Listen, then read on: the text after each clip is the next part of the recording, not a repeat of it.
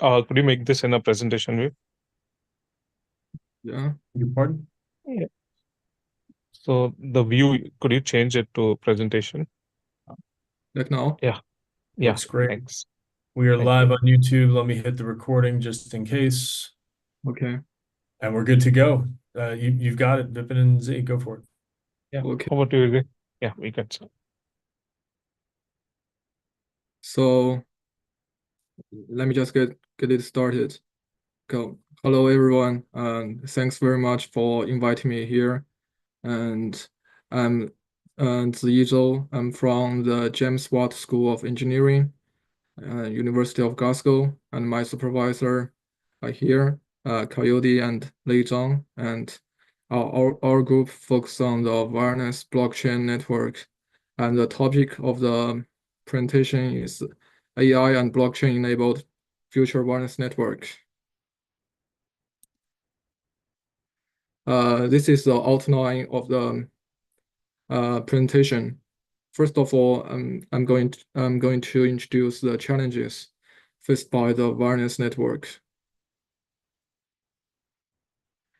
Here are the problems of the wireless network. The first one is network congestions. Nowadays there are more and more wireless users, so which exert a lot of pressures on the wireless network and cause a lot of congestions. And secondly, the security. The current wireless network is operated by the central server, which is owned by the several network operators. So once one of the server is compromised, which means the security of the user's data is also compromised. And with different device and such amount of the mobile users, the management and optimization of the wireless network is another problem. And with so many users, the spectrum is limited. So to find the best solutions for the spectrum management is also very hard. And set up the trust among the users is another challenge. And with 5G, it's an increment for the operators to provide different slicing to different users with different requirements. For example, for the video game, the network should be low latency, and for the live streaming, the network should be with high bandwidth. And secondly, I'm going to introduce some fundamentals of the blockchain and AI and how we'll interactively to provide solutions to the wireless network. First of all, let me introduce the fundamentals of blockchain. What is blockchain? And as we can see here, this is block, this is chain. So the blocks are the chained.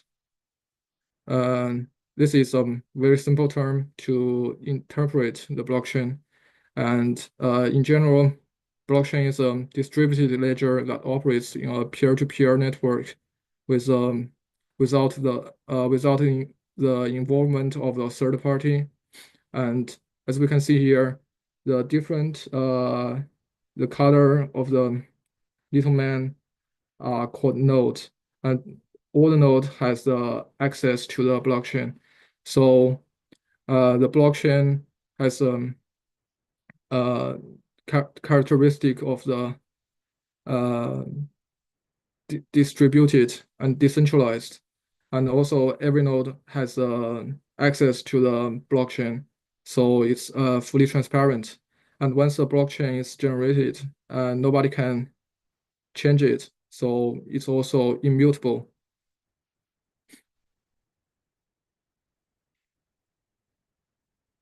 This is how blockchain works. If a node here wants to initiate a request, and he wants to append the request to the to the blockchain or the transaction to the blockchain, the request should be initiated to the wireless to the P2P blockchain network. This is the blockchain network. As we can see that every node here are interconnected, which means they can communicate with each other directly. And also every node has access to the blockchain. And before the transaction is appended to the block, there are two separate procedures. The first one is the generation of the block. The new block is generated according to the consensus mechanism in the blockchain network. And before the transaction is appended to the blockchain to the block, the transaction must be validated by the network. Once the validation is gone through, the transaction can be added to the block, and the block will be added to the blockchain. And everybody has a copy of the blockchain, and the transaction on the blockchain can never be changed again. So in this way, the transaction is secured. And we have mentioned here the consensus mechanism, which is a fundamental of the blockchain technology. But what is consensus mechanism? In general, consensus mechanism can be categorized into two types. The first one is proof-based, such as proof of work, proof of stake. The most famous case, example of the proof of work is Bitcoin. And the proof-based type of blockchain has the characteristic of high scalability, no transaction rate. For example, in the blockchain, the transaction is generated every 10 minutes, which is quite low. And it requires computational power or concept of monetary. For example, in the Bitcoin, the miners or the node has to compete to compute the hash value, which consumes a lot of computational power. And in the proof of stake, instead, nodes will not compete to compute. They will deposit some stake into the stake pool, and the nodes will be selected according to the percentage of the stake they own in the pool. So in this way, it avoids the computational competition and solves a lot of power. And last, the proof-based is usually public, which means every participant or node can join the public the proof-based blockchain network. In contrast to proof-based, we have also voting-based. The most two famous cases are here, which is PBFT and Raft. As the name suggests, the voting-based blockchain reaches the consensus through the voting, so it has a high transaction rate, and as the consensus is reached through the voting, so it requires no computation. And but because the process involves a lot of communication to reach the consensus during the voting process, there is a huge communication complexity, so it's poorly scalable. And usually the voting-based blockchain network is private or consortium, which means the participant needs permission from the authority to join the private blockchain network.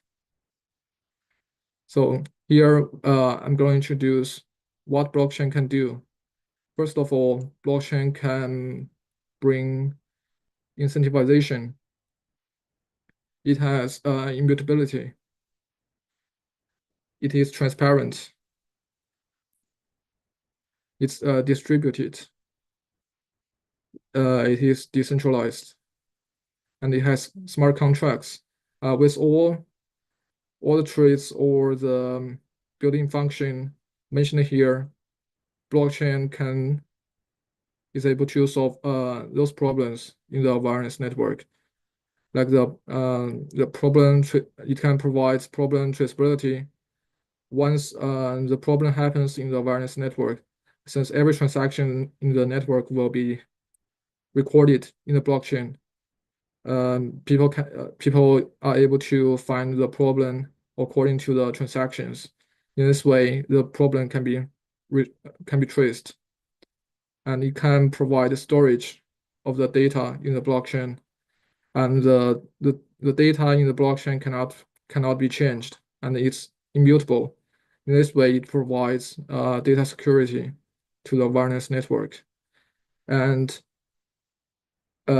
with a smart contract, which is the predefined conditions in the blockchain, once those conditions are met, it will be enforced automatically by the blockchain.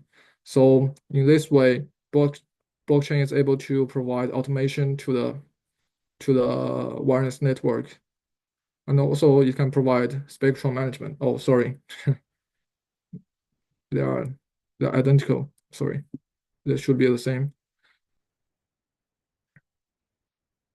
And as I have mentioned before, there are private or consortium blockchain where the participant requires the identity check and permission from the central authority.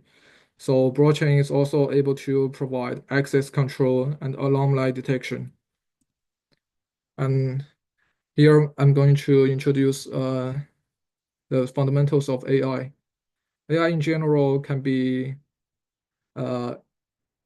referred to as machine learning. And machine learning has three types: supervised learning, unsupervised learning, and reinforcement learning.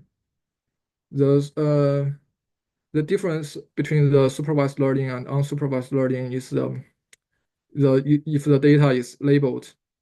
The supervised learning use labeled data to train the model. So, for example, if we want to let the machine know the image of the dog, we just input a lot of photos with dog to the machine, and the machine will find the similarities between the dog. So once the model is trained, in the future we put another image of the dog to the machine. The machine can tell if this is dog, but this is a dog. But if we input an image of a cat, the machine will tell, no, it's not a dog. And here we have the unsupervised learning. In this way, in contrast to the supervised learning, unsupervised learning use unlabeled data sets, so which can be random.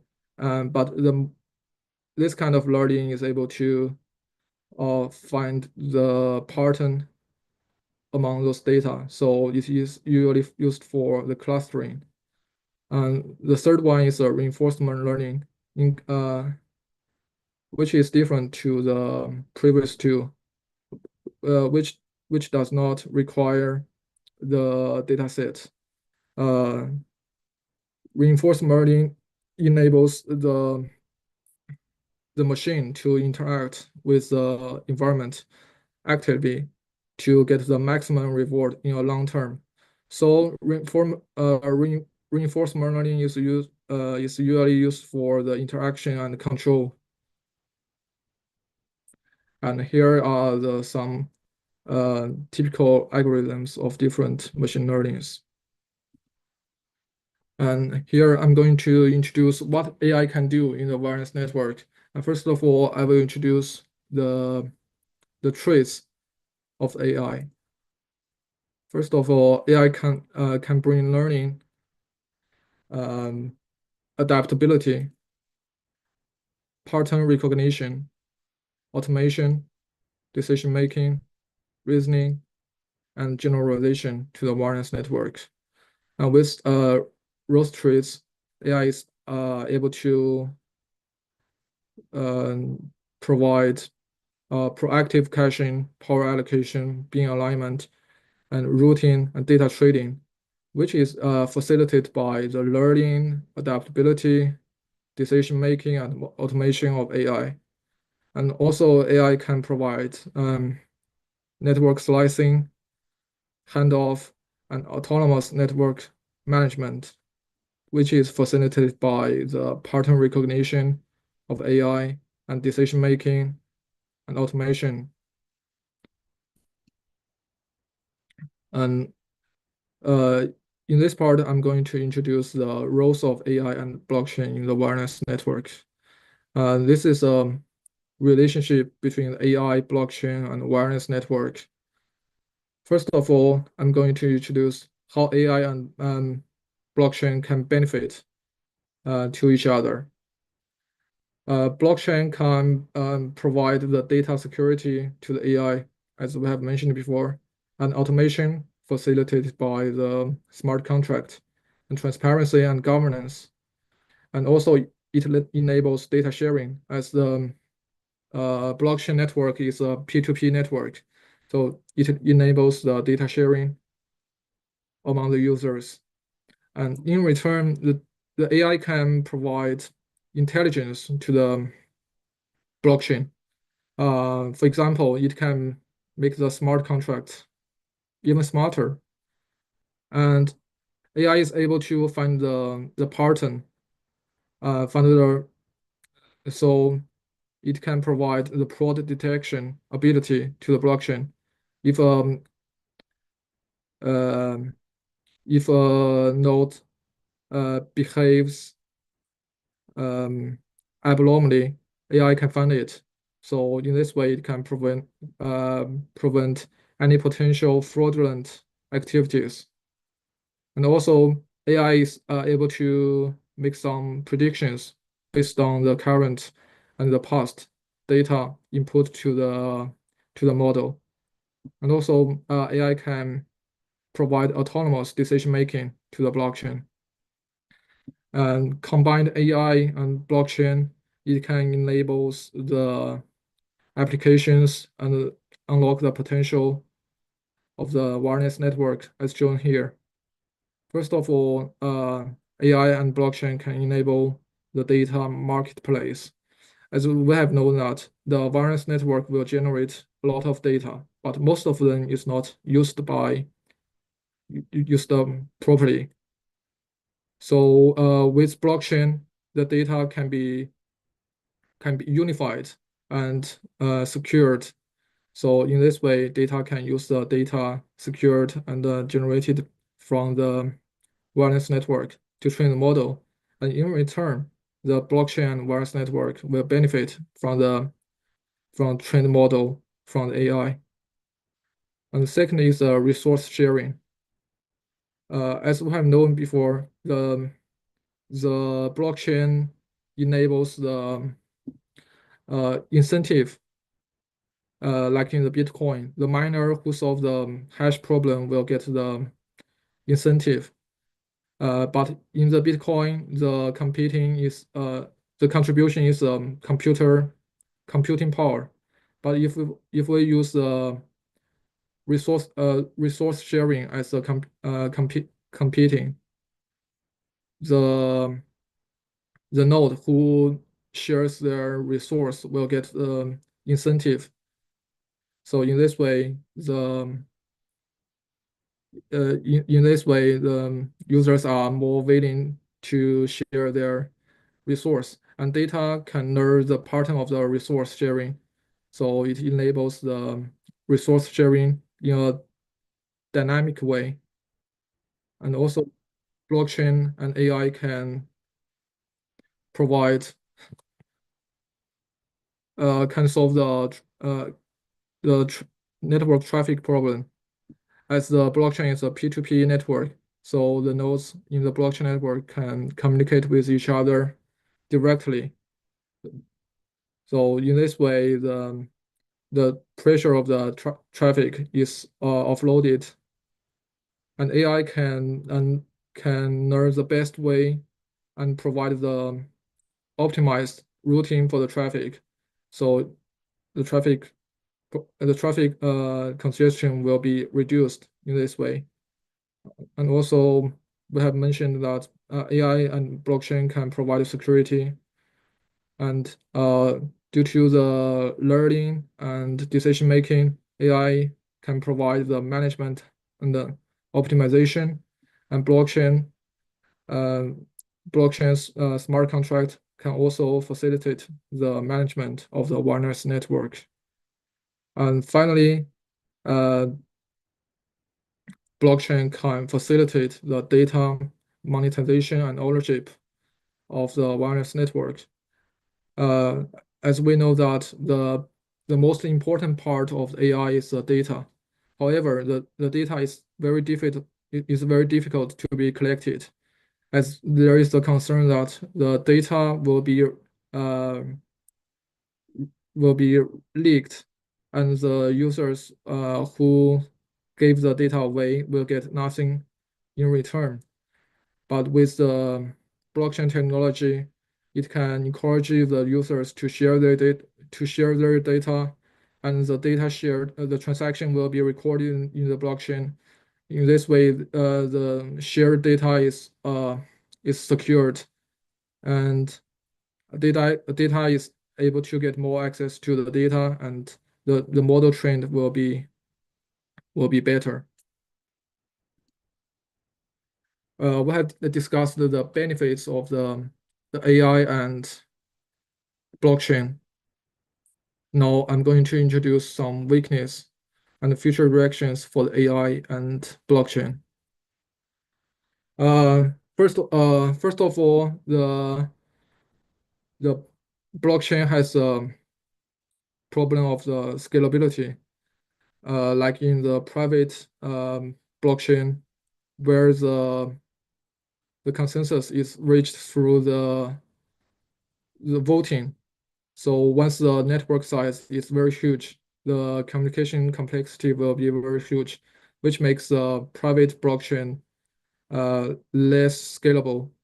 And second is storage limitation, as every node has to get a copy of the blockchain, which consumes a lot of storage memory, which can be the bottleneck of the blockchain. And third one is supervision and governance. As a blockchain is a P2P network, there's no central entity to control the network, especially in the public blockchain. So the development of the blockchain is uncontrolled. Nobody knows what happens next. And the fourth one is power consumption, uh, such as Bitcoin. It consumes a lot of power to compute the hash value. And the fifth one is appropriate selection of the consensus mechanism, as there are different types of consensus mechanisms, and to use a consensus mechanism appropriately in different scenarios is very important. And the sixth one is attacks.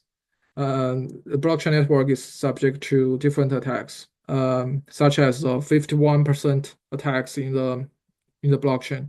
Once the attackers controls more than 50% of the nodes, the blockchain is not immutable anymore. It can make any change to the blockchain as they want. As for the AI, uh, the most difficult part for AI is the data collection. As the data is the best part, the most important part for AI. However, the data is very hard to be collected due to the concerns of the security and privacy. So if we can create the secure data collection platform, the AI will be benefited a lot. And second one is generic AI. There are different neural networks of the machine learning right now, such as the CNN and YOLO. For example, the YOLO is uh, a very a very effective algorithm in the computer vision. especially for the facial recognition and objective detection.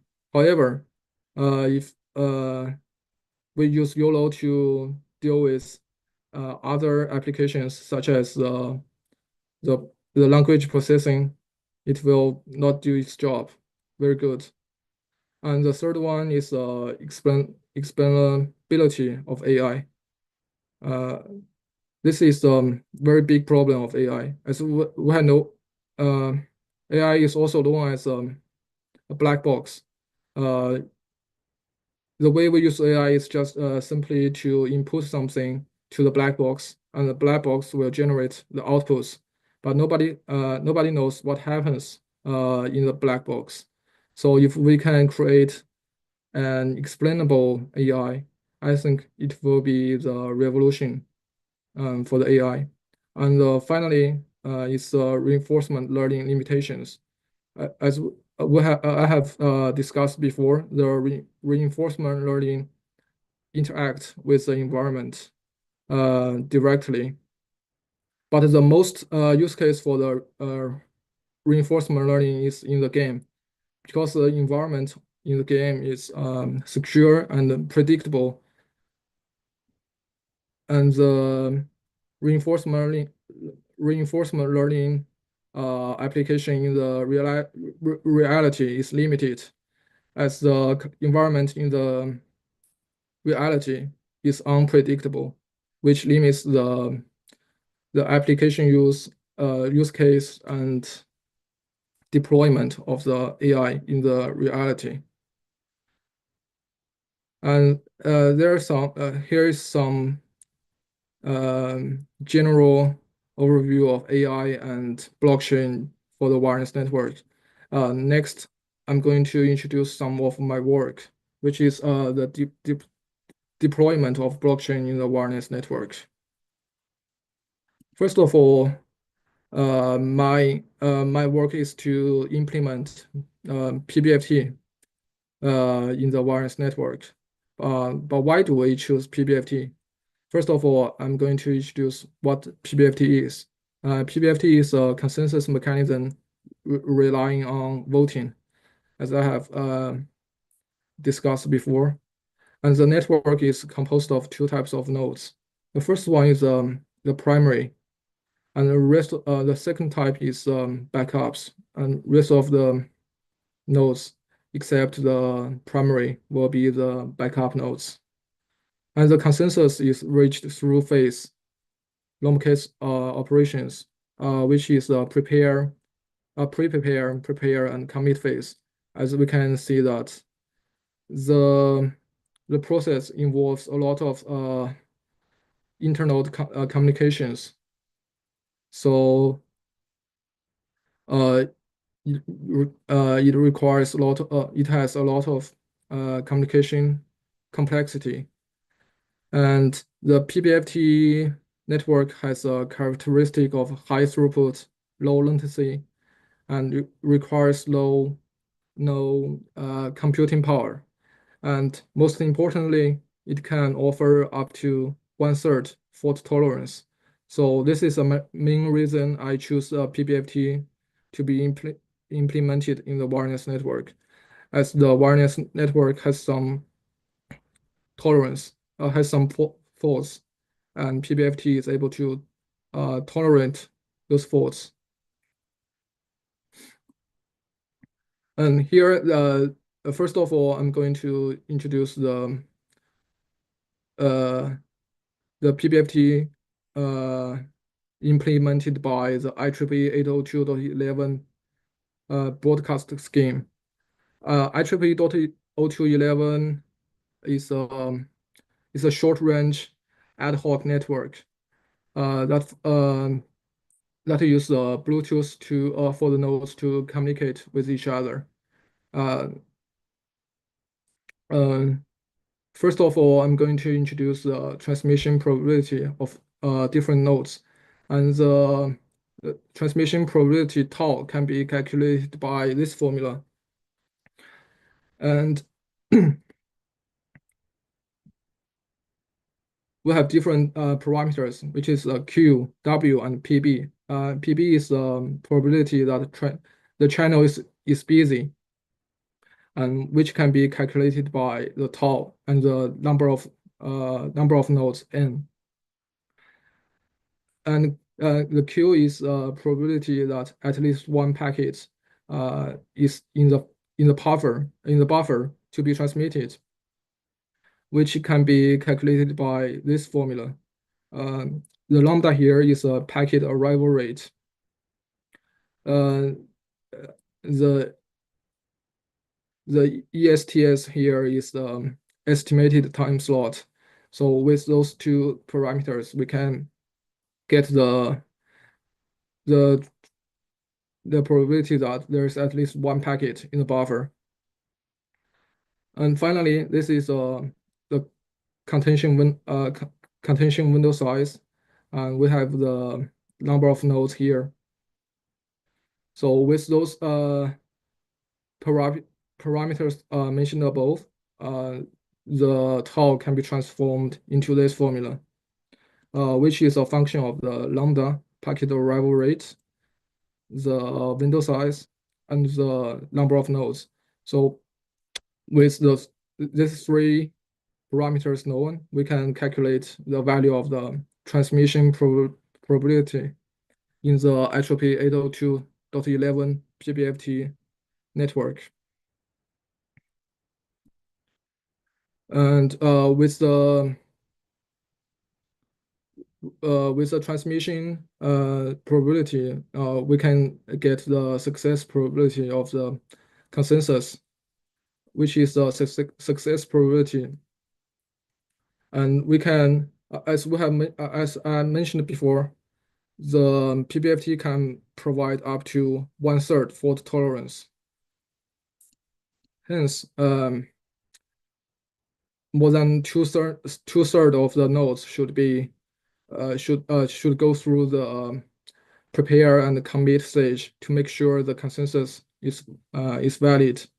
So with the formula here, we can get the success probability of prepare and the commit stage, and then combine the prepare and commit stage, we can get the end-to-end success probability like this.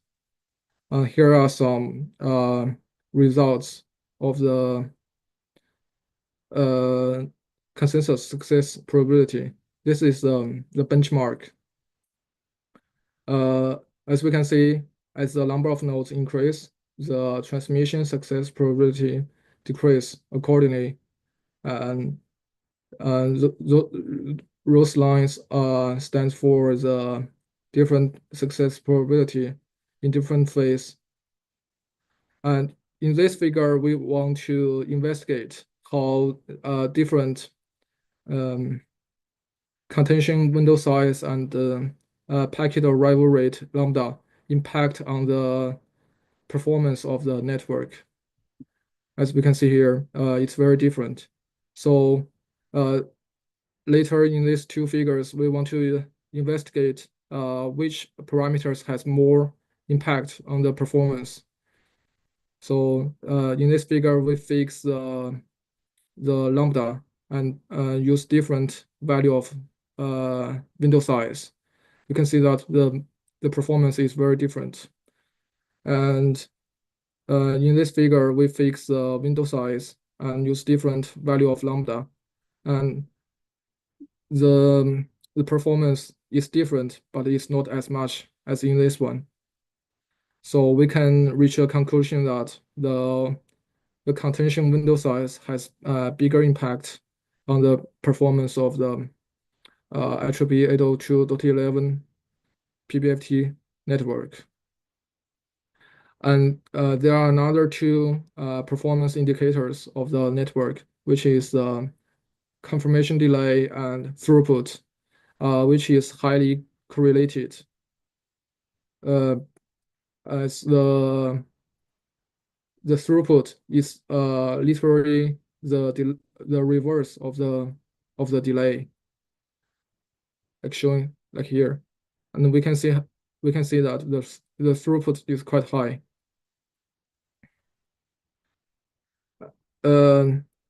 we have discussed like I have said before, there are some limitations of the PBFT in the IEEE 802.11 wireless network. It has high communication complexity, low scalability, and low connectivity. And the consensus success probability is low if the network size is huge.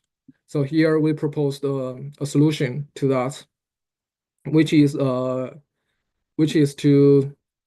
introduce a central access point to facilitate the internal communications among nodes, as shown here.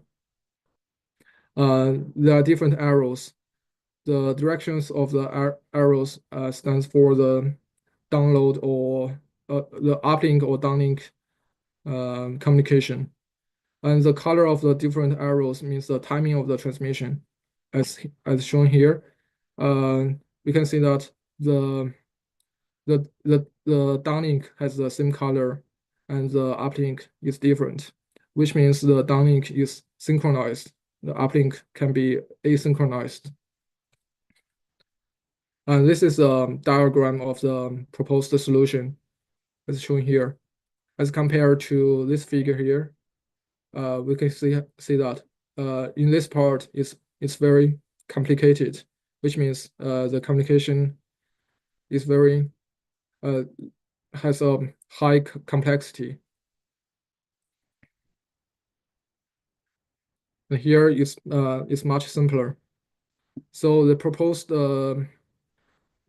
solution has lower communication complexity and much higher scalability and much higher consensus success probability.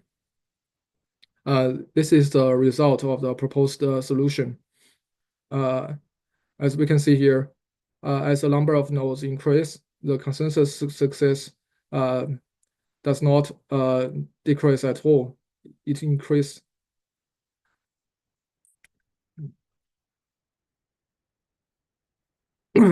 Sorry.